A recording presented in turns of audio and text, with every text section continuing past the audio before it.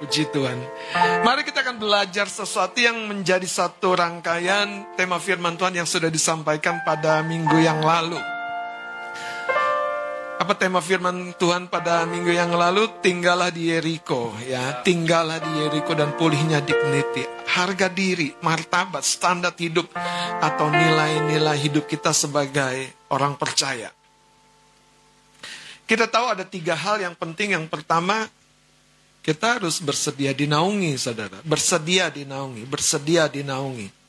Dan itu sesuatu yang simple tapi seringkali tidak mudah. Karena memberi dinaungi artinya kita memberi diri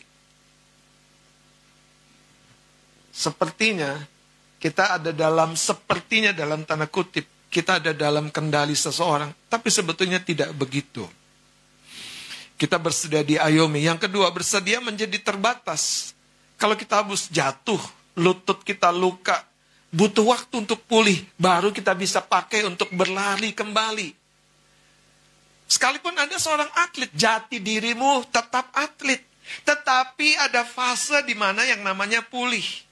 Dan lutut yang biasanya menjadi andalanmu, engkau harus istirahatkan. Kita sadar, betul-betul sadar, ada 3 proyek besar. Yang pertama hubungan, yang kedua kesehatan, yang ketiga keuangan. Ini hal yang selalu setan akan berusaha bombardir kehidupan kita supaya kita tidak menjadi seperti duta-dutanya Daud itu dalam kisah minggu lalu yang saya coba sampaikan. Dikoyak pakaiannya begitu rupa, janggutnya dicukur secara ekstrim, dipermalukan dengan sangat, kata Alkitab. Tapi kabar baiknya, ada satu kota yang pada dahulu kala kota ini dikutuk, kota ini hancur, kota ini rusak, kota ini menjadi timbunan batu bahkan kata Alkitab. Dan ada satu cerita di dalam cerita Nabi Elisa, sungai yang mengalir menuju kota itu mengandung racun entah bagaimana, banyak keguguran terjadi, tetapi kota itu tidak akan berubah sampai ada penduduk kota itu berkata kepada Nabi Elisa, Tuanku, kota ini bagus, letaknya lihat, tapi airnya mengandung sesuatu yang lain. Elisa berkata, sejak hari ini, pulih saudara, mata air kota itu. Itu sebabnya hal yang ketiga, bersedia diperbaiki, disembuhkan. Saya mau fokus kepada poin yang ketiga ini, saudara. Karena kita memberi diri dinaungi, diayomi sebagai jemaat pada umumnya. Kita memberi diri menjadi terbatas, ya, sesuai dengan peran kita masing-masing. Tapi untuk diperbaiki, disembuhkan, ada tahapan-tahapan yang kita harus selami dengan tepat. Mari kita akan lihat, saudara, ayat yang kelima dari 1 Tawarik pasal 19 dulu sebagai satu review dengan cepat.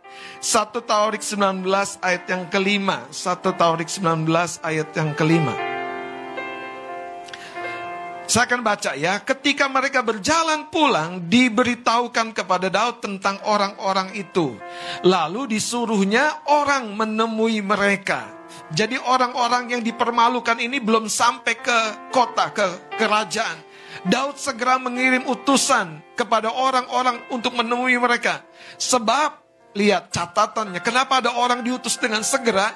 Sebab orang-orang itu sangat dipermalukan. Kesaksian kita yang pertama tentu untuk lingkungan internal, keluarga, orang dekat. Cerita ini menandakan bahwa untuk orang dekat saja, di kota di mana orang-orang ini sebelumnya tinggal, utusan-utusan Daud ini sangat-sangat dipermalukan. Makanya Daud berkata, jangan kembali dulu ke kota. Dan raja berkata, lihat kalimat terakhirnya, tinggallah di Yeriko. Tinggallah di Yeriko. Bukan sekedar mampir, tinggal. Tinggal. Kata tinggal ini serius. Tapi ada batasan waktunya. Daud berkata begini, tinggallah di Yeriko sampai janggutmu itu tumbuh. Apa yang hilang, apa yang koyak, apa yang rusak, entah hubungan, sampai tumbuh kembali, sampai pulih kembali. Kemudian Daud berkata, kemudian datanglah kembali. Ini sebuah pesan yang sebetulnya sangat profetik sekali, sangat kenabian. Roh Tuhan menaruh ini menjadi bagian gereja kita. Haleluya. Amin. Saudara mau mengalami pemulihan? Yes, amin. Saudara mau mengalami pemulihan nilai-nilai diri Anda yang mulia, yang agung bahkan sebagai anaknya, anak Tuhan. Kita menjalani kemenangan dalam hidup ini, bukan menjalaninya dengan terseok-seok dan kalah. Itu sebabnya hari ini kita harus tahu bahwa seperti Daud berkata, tinggallah di Yeriko. Pemulihan tidak terjadi begitu saja, secara otomatis. Tidak terjadi, saudara. Tidak terjadi. Mari kita akan lihat sekarang Markus pasal yang ke-10. Dari kota yang sama, ada catatan Alkitab yang menarik. Markus pasal 10.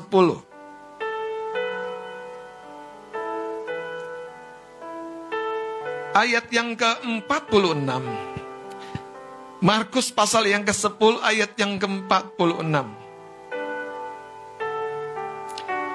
Mari kita akan baca bersama-sama.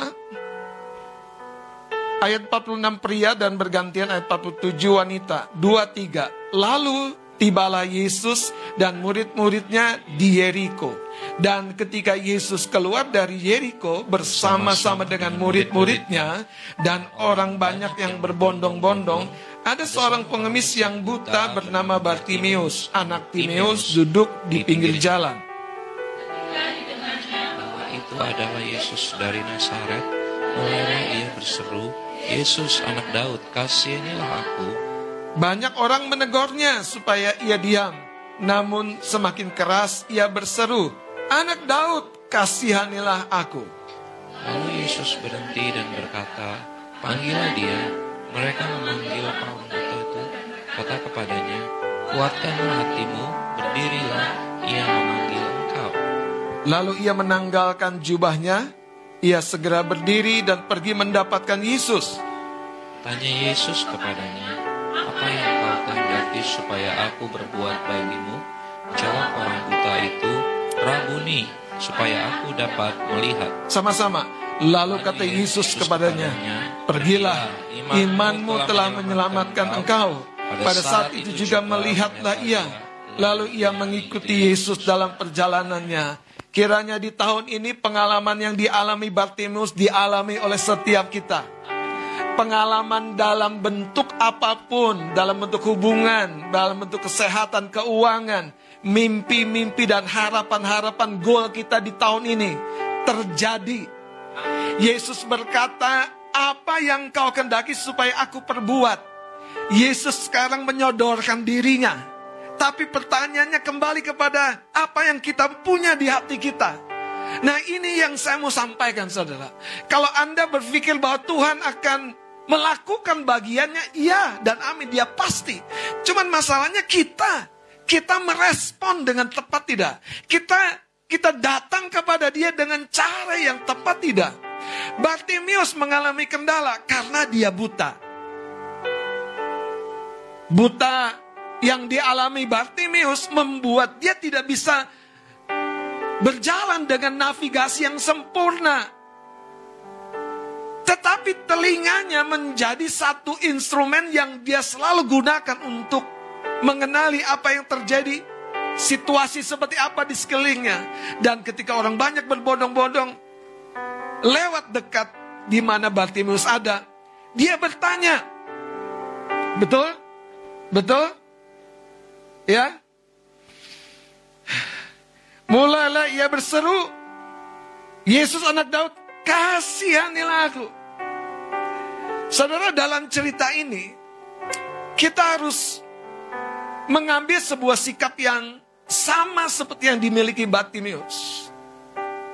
Kadangkala doanya tidak perlu dirubah, tapi keteguhan hatinya yang perlu dirubah. Semakin dalam, semakin kokoh. Kata-katanya sama, tidak ada masalah. Tapi komitmenmu yang membuat, saudara, doamu menjadi berbeda. Coba lihat cerita ini. Yesus anak Daud.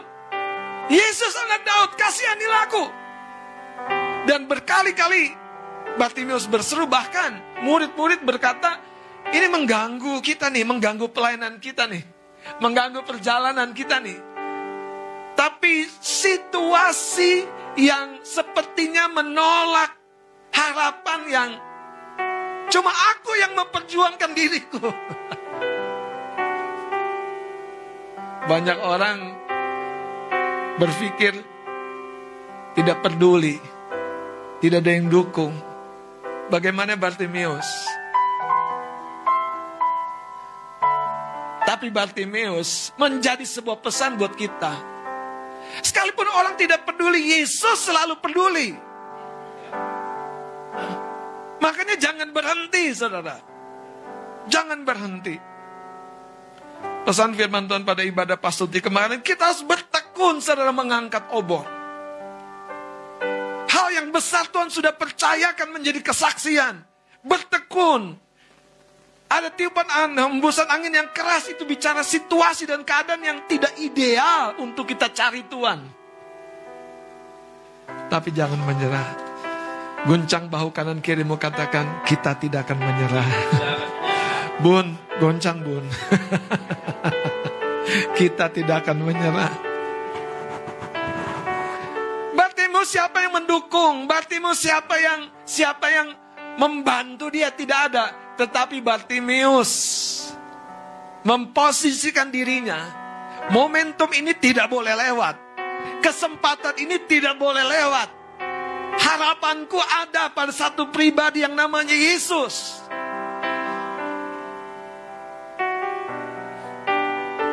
Kalau kita punya uang banyak, pergilah ke dokter. Gak ada yang salah. Tapi kalau udah gak punya apa-apa, gak datang juga sama Tuhan. Coba tengok kanan kirinya, saya harap itu bukan kamu. Sudah gak punya apa-apa, gak datang juga sama Tuhan. Aduh, habislah kita. Habis kita. Coba lihat ayat 52 ini. Mari kita baca sama-sama ayat 52. Lalu kata Yesus kepadanya, pergilah, imanmu telah menyelamatkan engkau. Pada saat itu juga melihatlah dia. Lalu ia mengikuti Yesus dalam perjalanannya. Beri tepuk tangan bagi Tuhan. Karya Tuhan lagi dan lagi sedang terjadi di tengah-tengah kita. Amin. Dari sini kita harus tahu, tidak ada yang otomatis, tidak ada yang instan, tidak ada yang pijit tombol lantas pintu terbuka. Karena seringkali, saudara, mentalitas yang lemah itu sebetulnya yang paling perlu dibongkar dari kehidupan kita. Tuhan selalu siap membela kita, membackup kita. Tapi kalau kita merasa tidak berdaya dan lemah, Bartimeus kalau diizinkan bersaksi di tengah-tengah kita, jadi kuat ya bro. Gue pernah ada di titik nol dalam kehidupanku. Gak mungkin aku berharap sama orang tua, sama teman gak ada. Kalau Bartimeus diizinkan bersaksi, saudara, harusnya itu akan menggugah hidup kita. Tuhan masih punya hari esok buat kita. Amin. Amin. Itu sebabnya hari ini mari kita coba lihat. Apakah kita mengizinkan seperti Bartimeus tumbuh dalam upaya. Tumbuh dalam upaya. Makin keras cari Tuhan. Makin sungguh-sungguh cari Tuhan. Tumbuh dalam kelaparan dan kehausannya. Itu yang membuat sekalipun Bartimeus ditolak, dia tetap maju. Ya, kita punya waktu-waktu di mana pengalaman pertama kali dijamah Tuhan. Keluar air bukan hanya dari mata, saudara. Dari sini, keluar. Sini, dari sini. Kalau sekarang susah sekali. Udah habis air mataku. Saudara, sama kasih tahu. Kita harus tumbuh, katakan tumbuh. Karena Bartimeus bukan hanya punya iman. Bartimeus itu punya kesungguhan hati, punya fokus. Bartimeus menceritakan bahwa Ya, Tuhan adalah jawaban, Yesus adalah jawaban. Tapi iman kita tidak boleh kita anggap remeh. Tidak boleh kita sia-siakan. Tuhan memberikan lebih kepada orang-orang seturut dengan imannya. Hari ini saya berdoa kita menangkap sesuatu yang sederhana. Yeriko akan menjadi sia-sia. Komunitas yang mendukung akan menjadi sia-sia. Teman-teman yang selalu mengajak kita bertumbuh, bersama-sama datang kepada Tuhan akan menjadi sia-sia kalau kitanya sendiri menyerah. Haleluya. Amin.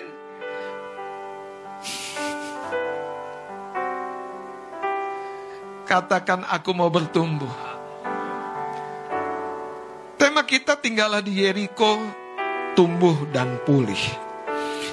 Saya mau ajak kita baca dari beberapa cerita yang agak ekstrim supaya Anda tahu bahwa ini serius. Cerita yang ekstrim apa sih kata Pak Pendeta ini? Coba lihat Hakim-Hakim pasal 16.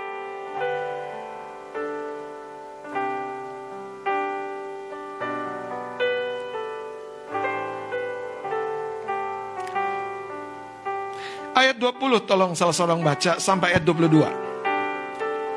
16. Ayat yang ke-20.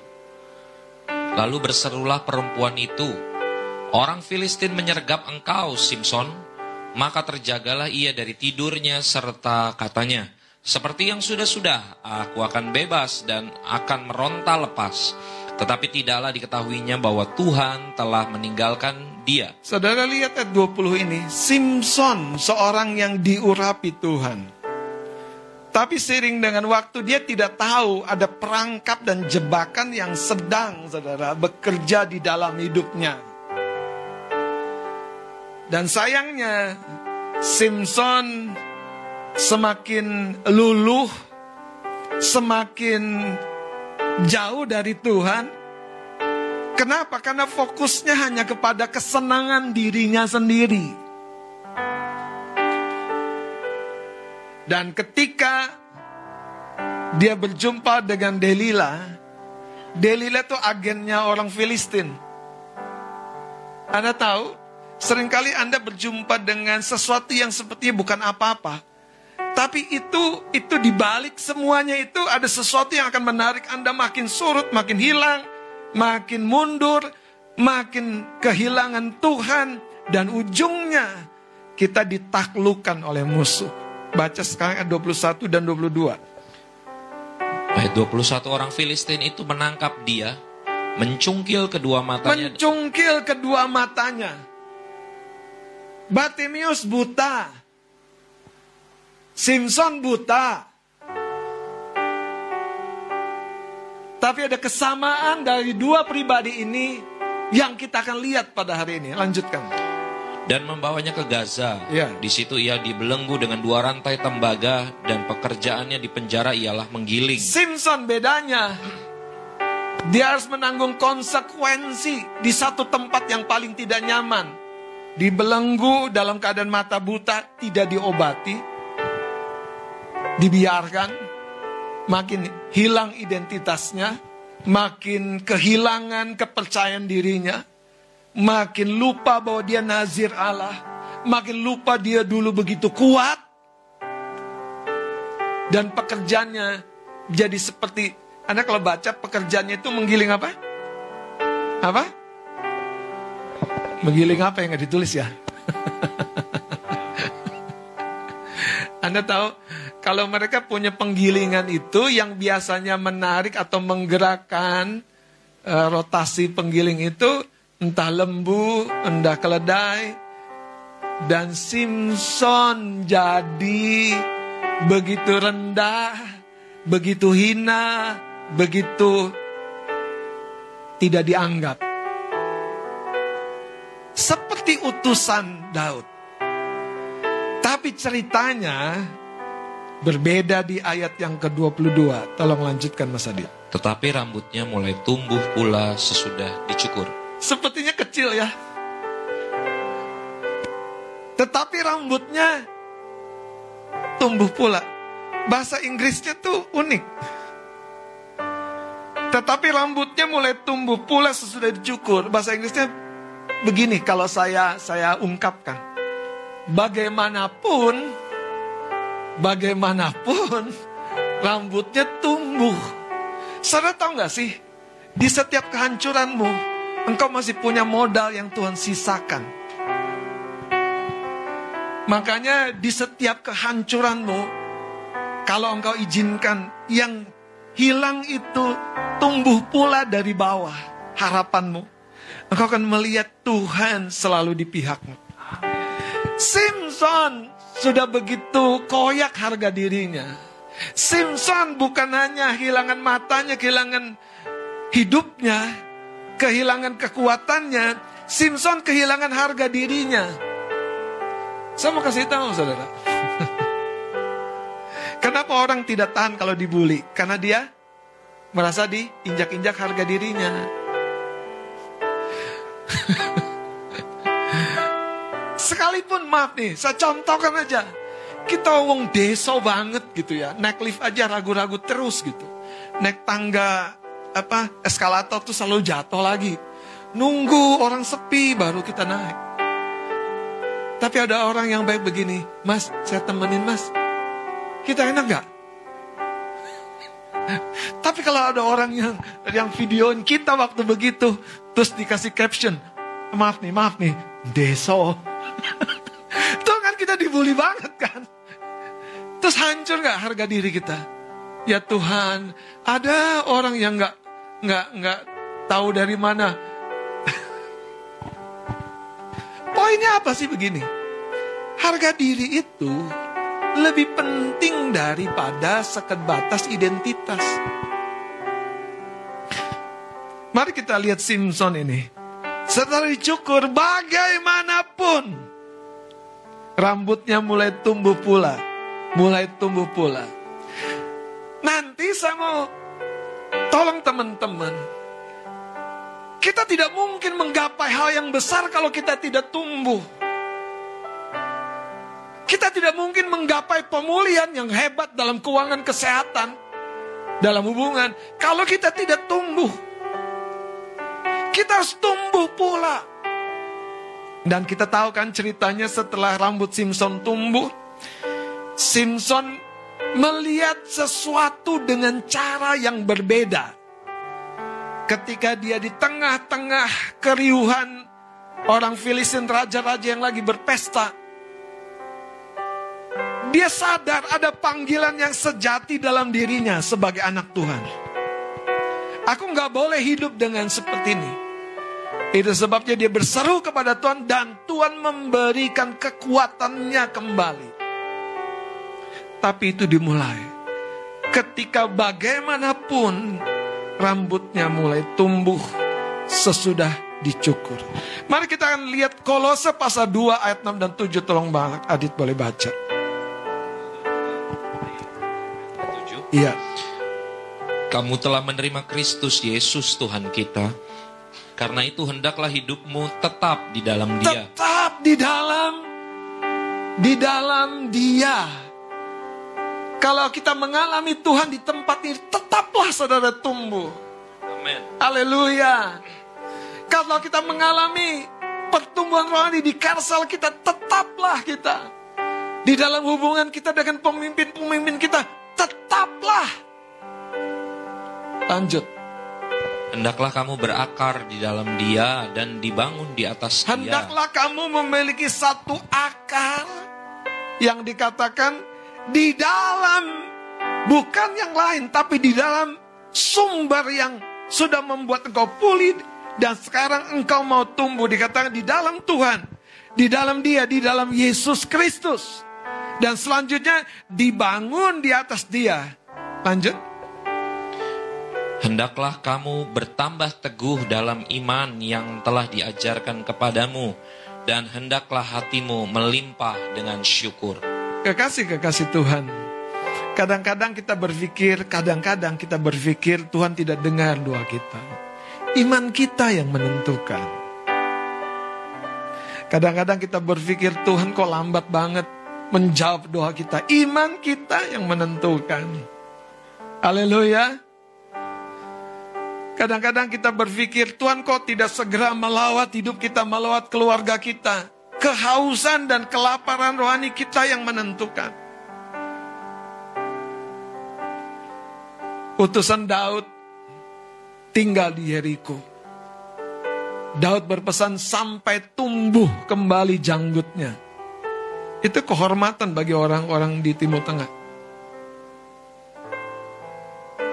Simson telah kehilangan matanya.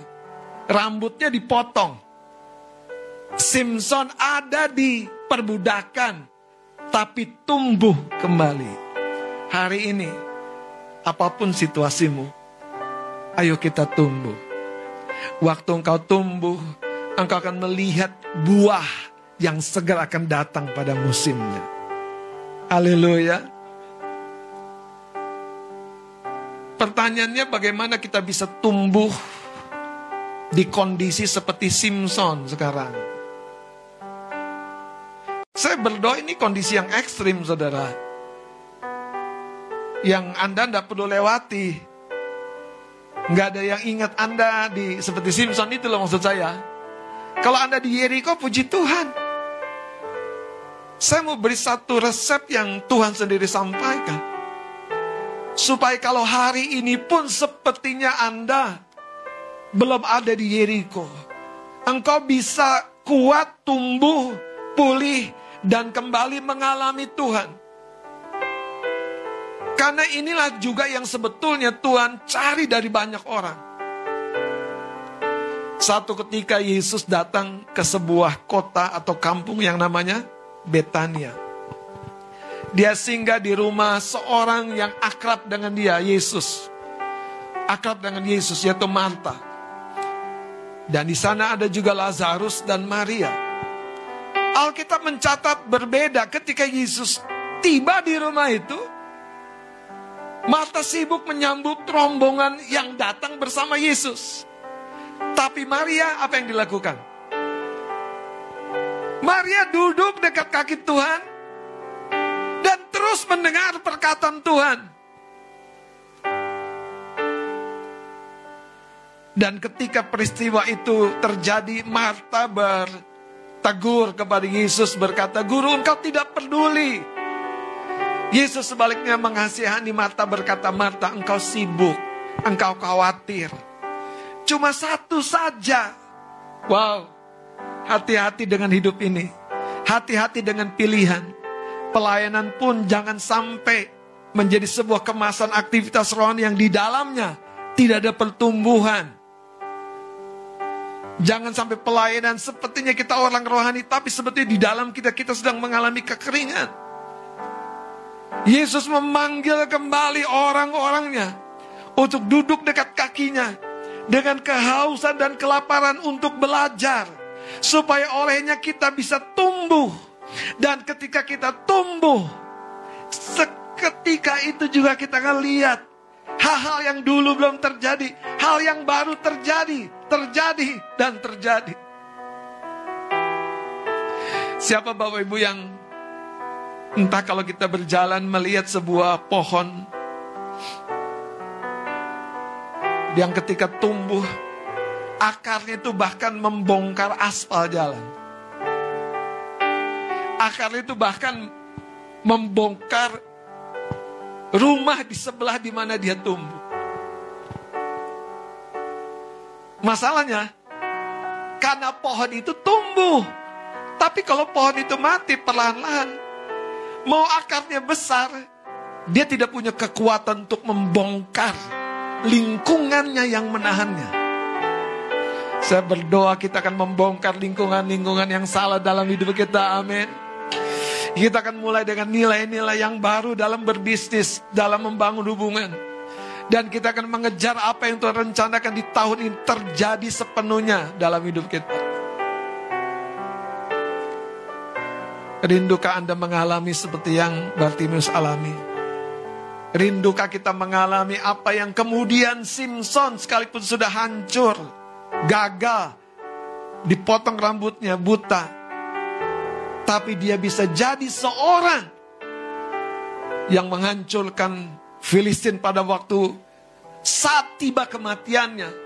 dengan suatu prestasi yang sangat besar dikatakan. Saya mau kasih tahu saudara, kuncinya ternyata hanya sederhana sekali. Mari kita lihat Matius pasal yang kelima.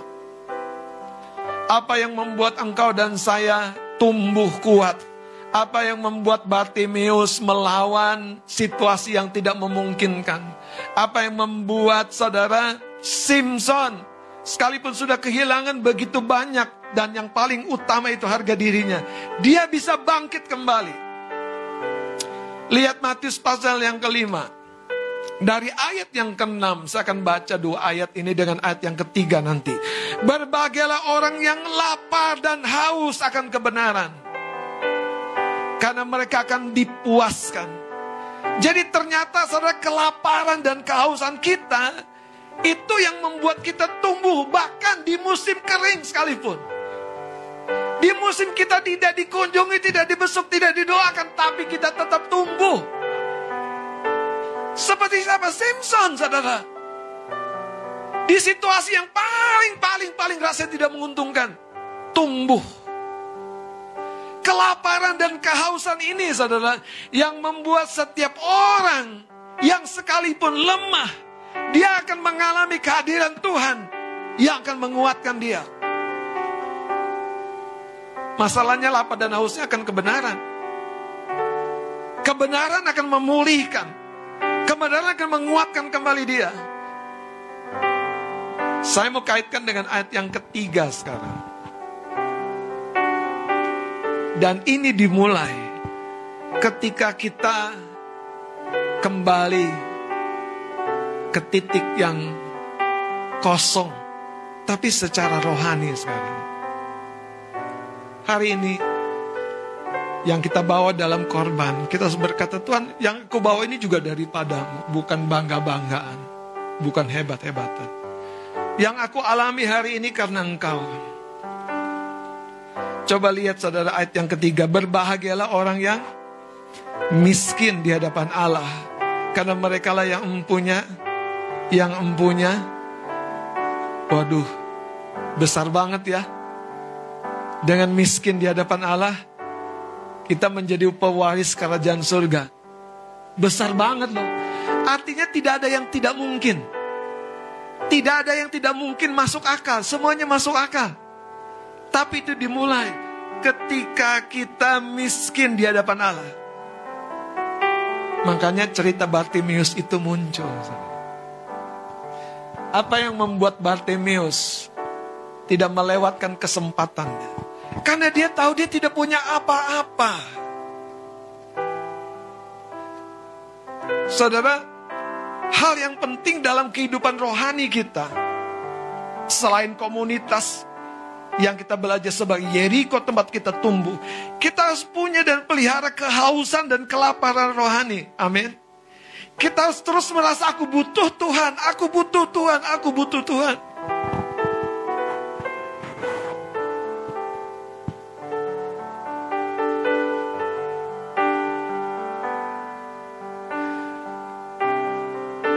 Ketika Yesus datang ke rumah Marta dan Maria, apa yang membuat Maria duduk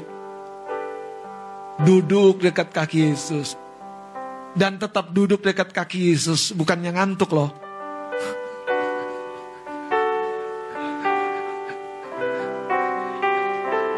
Duduk, bukannya ngelamun loh. Maria duduk, bukan mikirin gimana bayarnya ya. Duduk, bukan mikirin yang lain, tapi memberikan perhatian yang terdalam kepada satu pribadi yang di hadapannya Yesus. Apa yang membuat Maria jadi seperti itu? Sebetulnya saudara, saya cerita-cerita dikit aja nih. Siapa Maria Magdalena? Siapa Maria yang bersama dengan Marta? Alkitab mencatat, dia sebetulnya wanita yang hancur hidupnya pada waktu yang sebelumnya.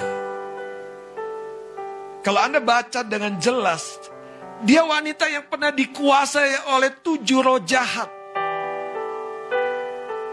Dialah wanita yang memecahkan buli-buli berisi minyak narwastu yang sangat mahal.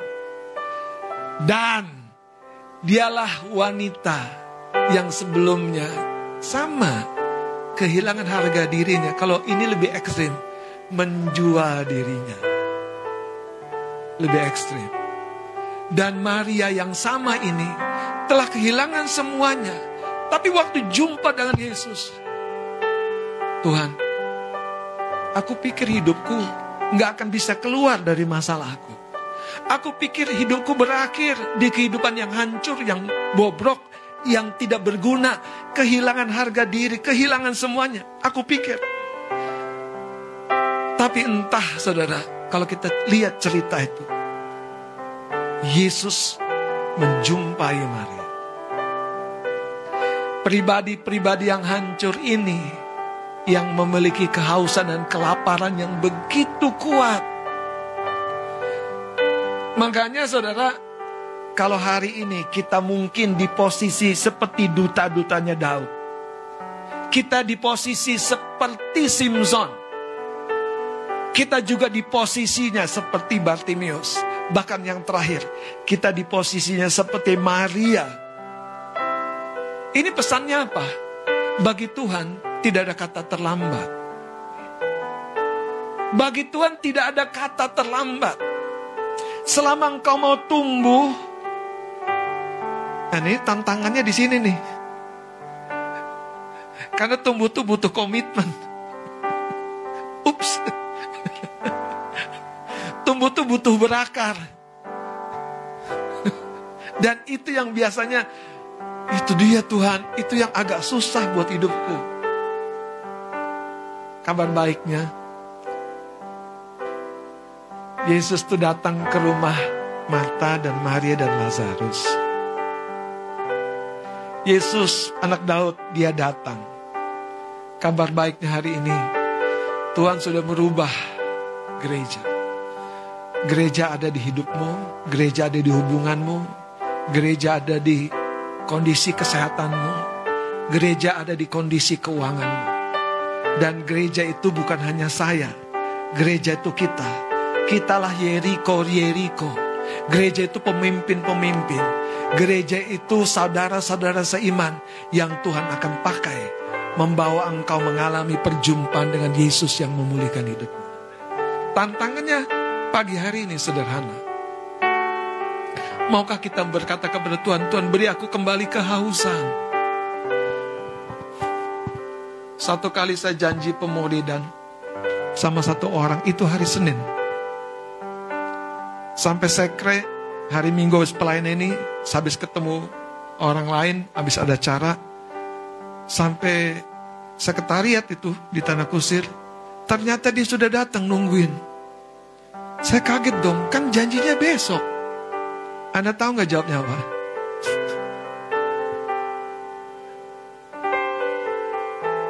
Saya kirain hari ini. Terus saya tanya lagi, emang kamu gak capek? Gak kepikiran sih. Kadang-kadang ya, yang menantang dalam hal komitmen, dalam hal kehausan, itu pikiran kita yang complicated. Jauh lah, capek lah, gak ada temen lah, nanti naik ojek susah, apalah. Itulah hidup kalau udah nyaman. Coba guncang bau kanan kirinya, jangan terlalu nyaman.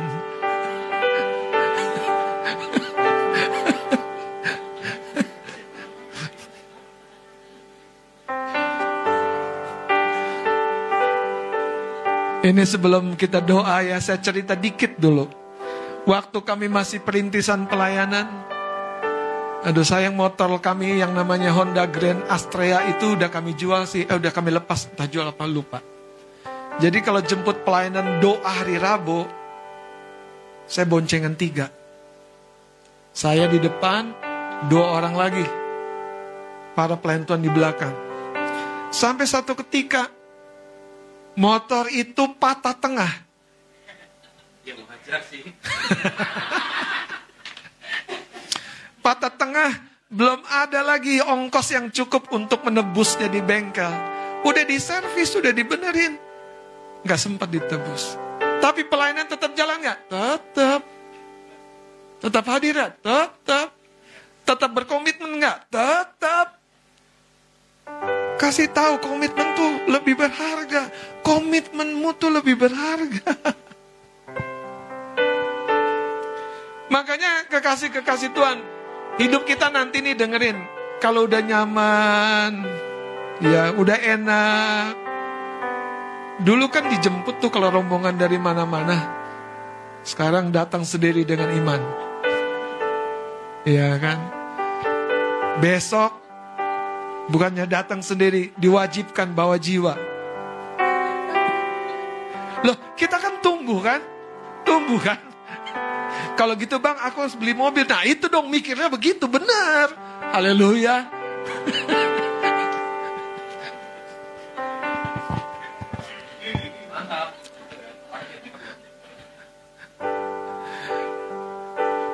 Bapak Ibu, Simpson telah kehilangan rambutnya dan matanya. Tapi bagaimanapun di dasar hidupnya ada Tuhan terus bekerja. Bartimeus kehilangan masa depannya dengan matanya buta jadi pengemis. Tapi ini dengerin kabar baiknya. Tuhan itu kalau Anda baca, dia tuh seperti lalu lalang di kota Yeriko. Sampai akhirnya Bartimeus berseru.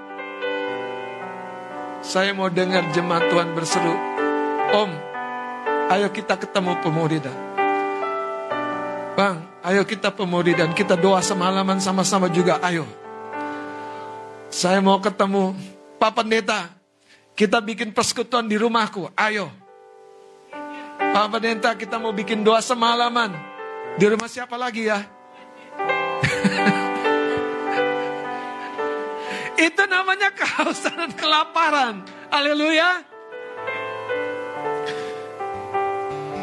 Itu sebabnya hari ini mari kita komitmen kembali kepada Tuhan. Amin. Jangan menyerah. Mari kita bangkit berdiri.